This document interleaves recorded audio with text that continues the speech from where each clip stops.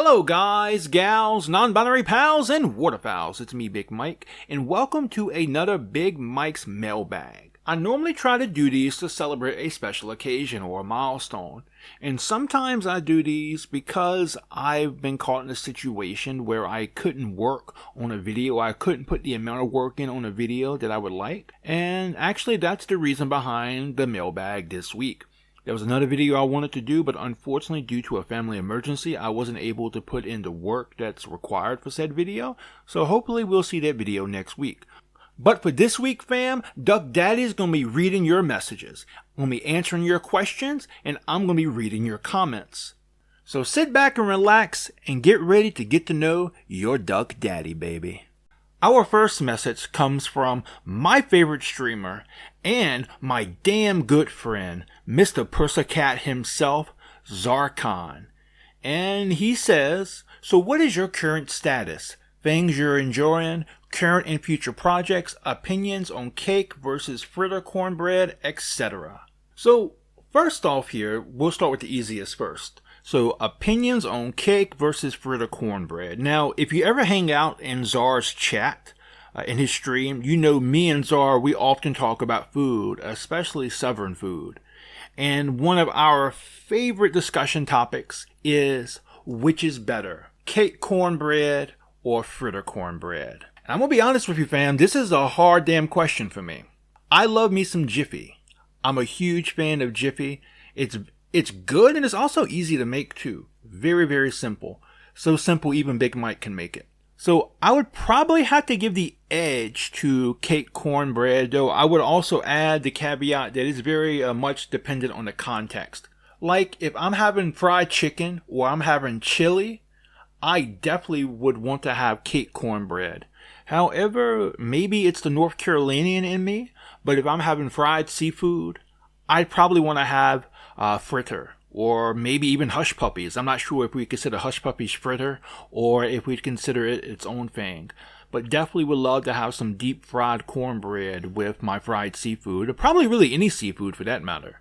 Now as to my current status, so you may have noticed back at the end of 2024 and the start of 2025, I took a bit of a break, and that's a normal thing for me, and that's something that's going to probably continue to happen. But it's not coincidental that I took that specific time off. So usually for me around that time, the things I cover, the things I'm into, kind of go a bit quiet. And now I usually come back around April-ish, March, April-ish, and that's no coincidence either, because usually around that time the things I start to cover usually start to wake back up again, and fam, right now things are off the fucking chain. Alright, so we got so many things coming back, so many TV shows coming back that I really, really love, like King of the Hill, the new season of Beavis and Butthead. And also on the UAP front, man, there's a lot of small little stories popping off. Nothing quite big enough to devote a whole video to just yet. But there's so many things popping off there. I'm waiting for just one story to give me enough info to do a whole video on.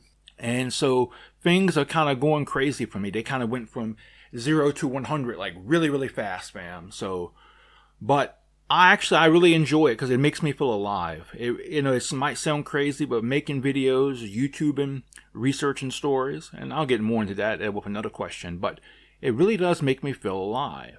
So things are insane, but they're insane in a good way right now. Now, as to your other question, things I'm currently enjoying, well, quite a few things actually that are a bit out of the ordinary.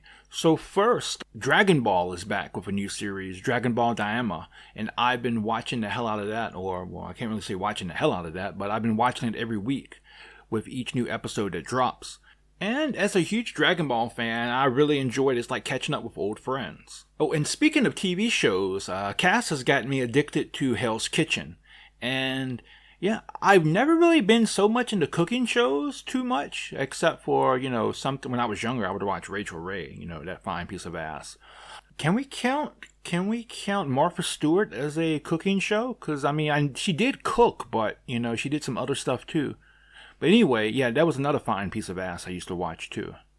Yeah, and don't judge me. Don't judge me. Listen, I grew up without cable. Well, not constantly without cable, but without cable for a lot of my childhood. Bruh, the struggle was real. This was before the internet, okay? If you wanted to get your rocks off, you couldn't be picky, okay? But anyway, yeah, I'm really into Hell's Kitchen now. And yeah, it's I don't know, man. I don't know if it's Ramsay's attitude, which is completely different from how he is on British TV. But I don't know, man. I really, really don't know what it is about it, but I do really, really enjoy watching it. And lastly, while on this same question, definitely, the Waterfowls, man. I've been really, really enjoying the new series the Waterfowls has done, in which they put out smaller videos, but they put out videos more frequently now. So, in addition to their normal stuff, I should say. So I've really been enjoying that. The Waterfowls is my favorite YouTube channel, hands down. Now, as to your last question, or the last question that I have to address here, because I didn't go in order, but as to my current projects and future plans, well, as far as my current projects go, the only major ongoing project I have is my playthrough of Doki Doki Blue Skies, which is, if you guys, gals, non-binary pals, and waterfowls, damn, I fucked that up. If you guys, gals, non-binary pals, and waterfowls aren't familiar with that, it's a fan game or mod or DDLC, which seeks to depict what Doki Doki Literature Club would have been like if it was a traditional visual novel and not what it really was. So that's really the only major ongoing project I have, is that playthrough, which is my first ever playthrough. Besides that, I guess you could say my YouTube channel as a whole. I plan on, trying my best to get a video out at least every week until after a Sonic hacking contest, and after that, yeah, maybe not every week, but hopefully still be around. And as to my future projects, well, I have a subscriber goal here on YouTube. If I hit 400 subscribers, or when I hit 400 subscribers, I'm going to do a playthrough of Bubsy and Sonic 2. Not sure if I'll finish that playthrough, because it is one of the most frustrating things I've ever played in my life. And I'm not even sure if it's honestly possible to complete it, given the limitations on his playthrough. Like, for example, Bubsy has fall damage. And so part of the thing, or one of the things that makes that game so challenging, is the fact that, he can't take all the routes. So there's take some, exploration, some trial and error to see just how he can get through each stage. And I played the game before, but I've never finished it. So I'm not even sure if it's possible for him to finish. So that's something to look forward to. I'm also working on a website. Don't know when that's going to get done, because I haven't worked on it in a very, very long time. But when it happens, I will let you lovely guys, gals, non-binary pals, and waterfowls know about it. And thank you so much, Czar. Thank you so much for your amazing questions. And thank you so much for being the first to send them in, man. You might be Jaguar, man, but you are definitely the GOAT in my book, fam. Next up, we have Astro Dawn, who writes, well wishes. Thank you, Astro. I greatly appreciate it, fam. It really means a lot to me. And you know what? I hope you're having a fantastic day as well. Next up, we have Cass, who asks, how do you decide what videos to make? That's a damn good question.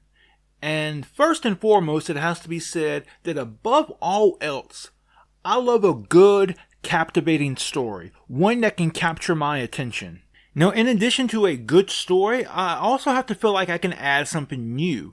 Like, I don't mind covering a topic that's been done by hundreds of other people if I can add something different, if I can add something that hasn't been done before to it.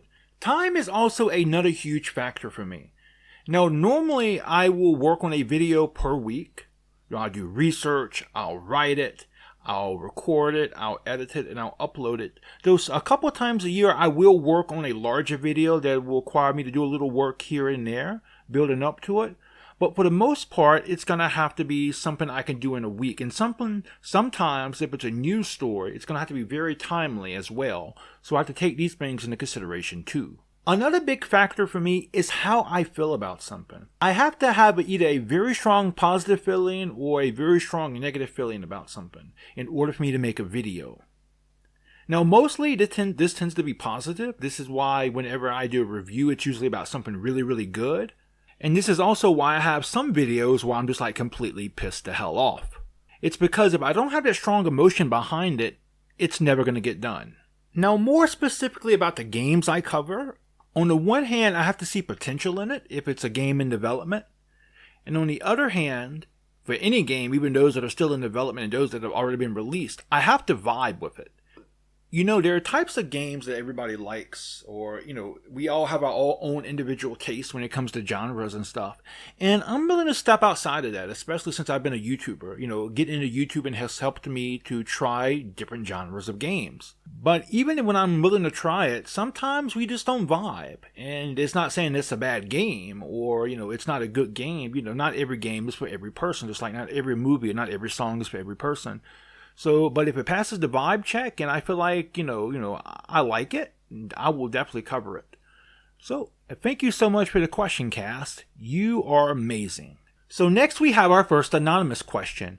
And Anonymous asks, perfect coffee? Now here I'm going to give you two different answers because for me the perfect coffee is going to depend on the context. And those contexts being, first, am I trying to be productive? And secondly, if I just want a good tasting coffee. Now, if I'm trying to be productive, I'm usually going to drink a Robusta. And some of my favorite Robustas here are going to be Singa and Excelsa brands. And for health reasons, I tend to drink these coffees straight black with no sugar because I tend to drink them on a daily basis multiple times a day. But that's not what makes this coffee my best coffee. What makes them the best is when I add a little shot of ginseng to it for that extra kick, that extra pick-me-up, fam. That's what makes this my favorite in the productive context. Now, in the other context, the context where I'm having a nice laid-back day and I just want to have a great tasting coffee, this one is an Arabica, and it's from the same brand I mentioned earlier, or one of the same brands I mentioned earlier, Excelsa. And it's called Brazilian Santos. And as the name mentions, it's from the Santos region in Brazil. But it has a natural fruity taste. It has a natural berry-like taste because the soil there is acidic. It's not a very strong coffee, so you're not going to want to drink this coffee if you're looking for a pick-me-up. But if you're just having a nice, relaxed day with a little sugar in it, that's all you need and you're good to go. And honestly, a little sugar is all you're going to really want to add to it because it's an Arabica. It has a complex taste, has complex notes. You know, adding anything like milk or any type of flavored creamer would really just destroy that. So you would want to avoid that. Also, it's very aromatic too. So when I make that coffee, my whole house smells so good. Next, we have another question from Cass. And Cass asks, what's your favorite season?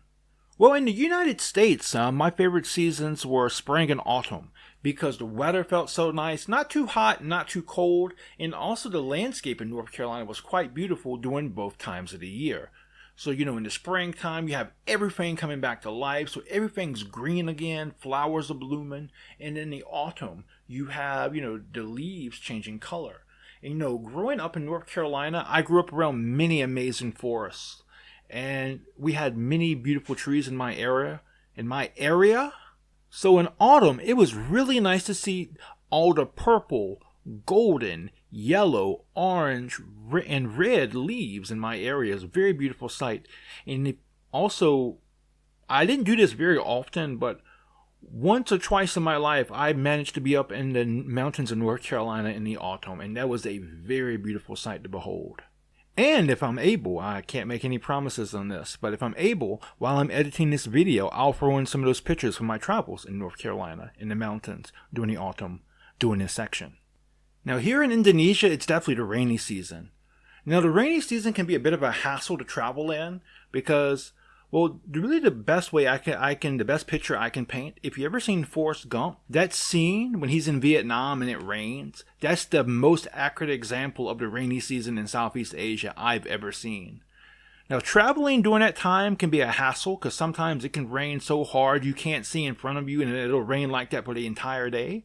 And sometimes it'll only rain a couple drops and it won't rain anymore for the rest of the day. So it's a bit of a wild card. But I live in a very beautiful area. I live high up in the mountains.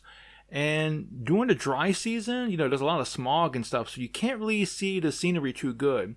But during the rainy season, not only is the weather cooler, but it also cleans the air. And so you get a great look of the pristine and breathtaking mountains that surround the area I live in.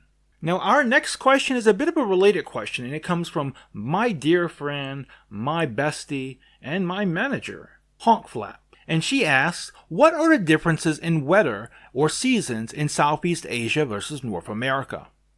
And that's a damn good question. Now, for me, I live in Southeast Asia, but I also live in the Southern Hemisphere. So my experience is going to be a bit different from those who live in the Northern Hemisphere. And probably the biggest thing right off the bat, is just that our seasons are mirrored here. So it's really odd having wintertime in July and summer in December. Now, a couple of things that'll also make my experience a bit more unique than your typical Southeast Asian place is that I live high up in a mountain city. So the weather I experience or the climate I experience here isn't typical of a tropical country. So here in wintertime, in our July or August, we'll usually have 2 or 3 weeks that are quite cold. And by cold, maybe get down to 45 degrees, late at night or early in the morning.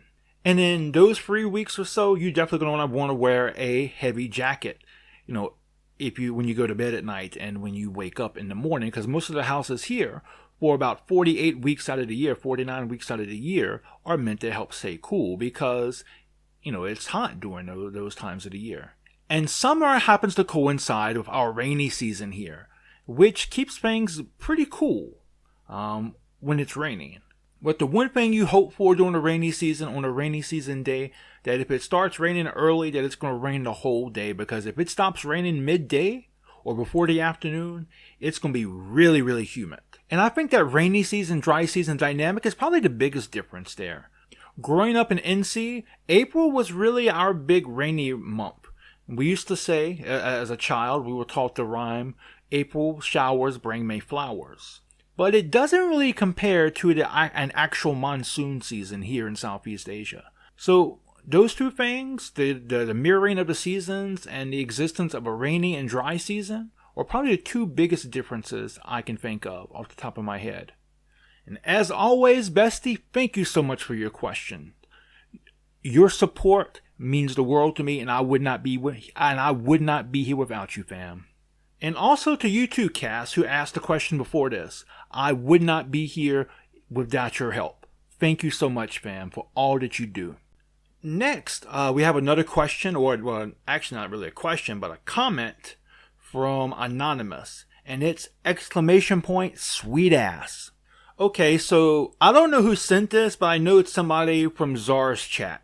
Okay, so in his chat, when he streams, he has a command, sweet ass, and if you hit it, it's Peter Griffin saying, "What a sweet ass." Well, I appreciate it, fam. I really, really do. I mean, I've been told I have a nice ass. I mean, it's not a compliment I normally get, but yeah, I appreciate it. Next, we have another question from Anonymous. If you could only eat one type of cuisine for the rest of your life, what would it be? Hands down, fam, it would be Javanese food. I love Javanese food, fam. It's my favorite food. It's my favorite type of food, my favorite type of cuisine in the world. It's so flavorful, so delicious. Living in the United States, I used to think that I knew what good food was. Oh no. Javanese food is by far the best tasting food I've ever had. Some of my favorites are satay, of course. Satay is like meat or sometimes fish covered in a sweet peanut sauce, served usually over rice or sometimes lontong. Another favorite of mine is pachol, and that's a salad. It's served with rice and it's covered in a sweet peanut sauce as well, but it's a different kind of peanut sauce than that's used for satay. Also, they have a type of rice here called nasi kuning, or yellow rice. It's made from turmeric and coconut milk. And probably my most favorite would be lode, and there's many different types of lode. Lode is almost like a curry soup. It can be made with a lot of different things.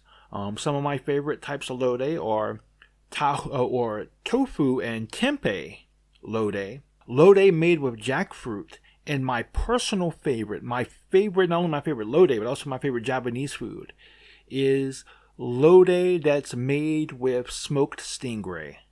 It's so delicious. So thank you for your question, Anonymous. Next up, we have another question from that fantastic bunny, Cass. And Cass asks, when is a door not a door? So when is a door not a door? When it's ajar!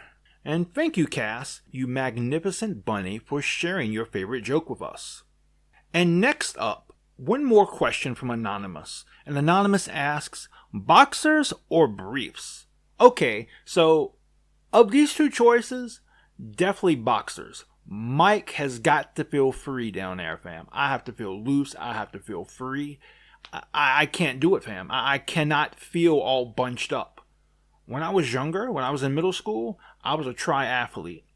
You know, I did American football, I did track and field, and for one, and only one season, I wrestled. And it wasn't because I didn't like wrestling, but that damn uniform, man, I could not handle that. I could not do that. So, and it was because my junk was all squished up, and I can't do that. Now, if I'm given free choice to choose whatever I wear, I'm probably going to rock a sarong because that gives me the most freedom. You know, I feel loose, I feel free, I feel cool, and also it protects me from mosquito bites. So that would be my ultimate choice, but between these two given, definitely boxers, fam.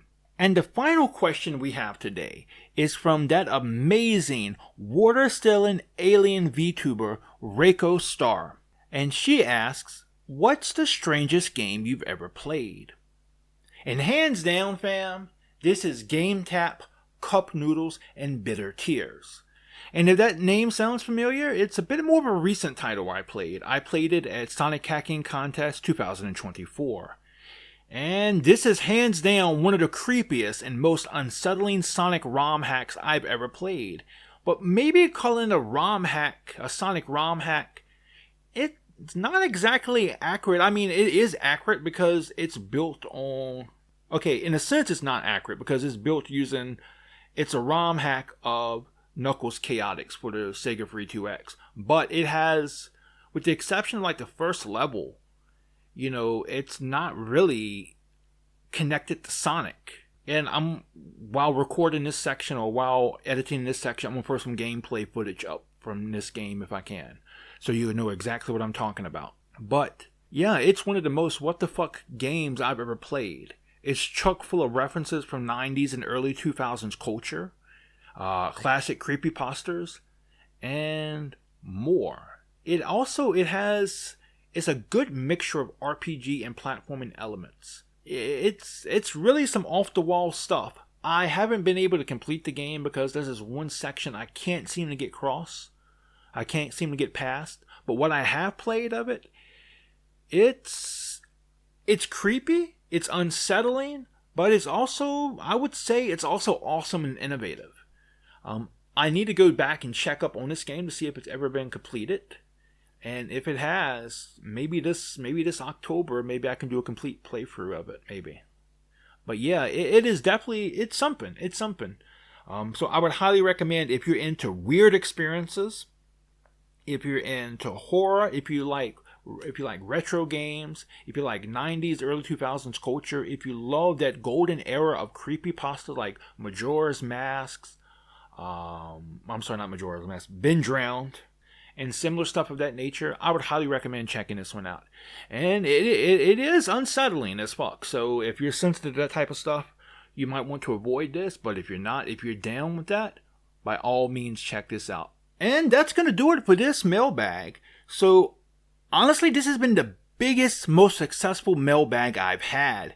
In fact, during this time, I've received so many messages that I have enough for at least one more video. So at some point in time later on in this season of What's Up Big Mike, you're probably going to see another one, especially if I get caught in another difficult situation like I was this week. So I really want to thank Zarkon, Honkflap, Reiko Star, Astro Dawn, and that damn good bunny, Cass, as well as the many anonymous people who sent me messages. Thank you so much. And as always, if you're listening to this and you would like to send me a message for the next episode of my mailbag series, my email's down below. Also, I'm on Telegram as well. You can send it to me anonymously. You can also send me a DM on Blue Sky or Twitter. And in addition to sending me questions or comments, you can also ask for my takes on things, my opinions. And if it's something I have an opinion on, a view on, I'll give it. If not, then, I won't. But it's regardless, so feel free to hit me up. And with that, we'll call the video proper here. A special thanks to Fran, who does a wonderful job of doing my art. She's back on Twitter now, and she's looking for friends in the art community. So if you're looking to get work done, or you're looking to make friends in the art community yourself, please consider befriending Fran. She's a fantastic artist, she's a damn good person to work with, and she's all around fantastic.